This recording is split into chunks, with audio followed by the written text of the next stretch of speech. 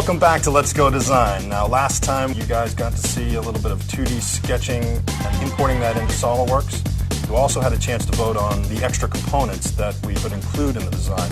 By a landslide, the extra work table was the winner. So in this episode, we'll incorporate that feature along with some other great features you guys have mentioned to me on the website. We'll take a look at prototyping right here in the studio. And of course, we'll do some detailed CAD work inside SolidWorks. But first, let's go take a look at some components. All right, we're tasked with building the ultimate CAD chair. Obviously, we need to start with a chair. One of the suggestions came in online from Alan. He wants to see a 3D Connexion controller built into the handrest.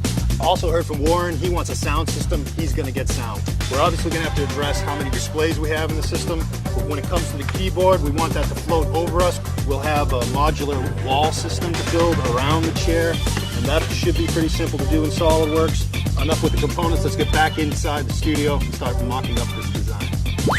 All right, let's talk prototypes. Now this is a model that came out of a rapid prototyping machine. The model was done in SolidWorks and then that file was sent over to the machine to print it out. But the dome structures got me concerned. It's going to be expensive. I can just tell looking at it. But this guy is a foam core model. It was done by hand and obviously is a radical shape.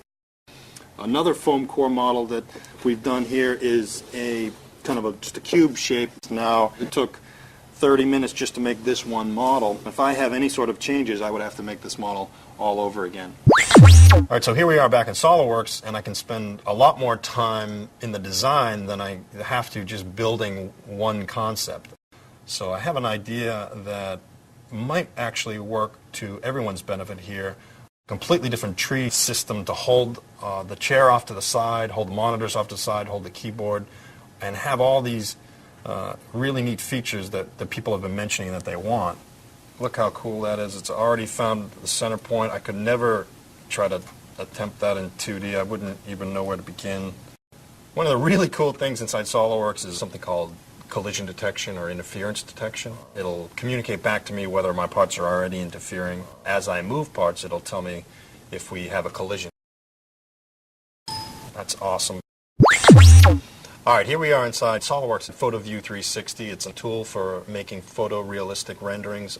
This tool is really, really powerful. I mean, it renders in real time. It takes advantage of all my processors. There was a comment made by Matthias that he said he wanted this whole design to be stealthy. One of the great benefits of having these types of softwares is I don't have to make any decisions right now, but we can get a lot closer to a finished product without spending a lot of money building prototypes. All right, I'm really happy with the progress we've made so far. The next step of monitors. Do you guys want one large monitor or do you want 3 small monitors? It's up to you guys to decide. Time to vote. Next time around, we're going to talk about analysis. We're going to use SolidWorks simulation. We're also going to jump out into the fabrication shop and start building this project for real. In the meantime, please continue to vote and keep your comments coming.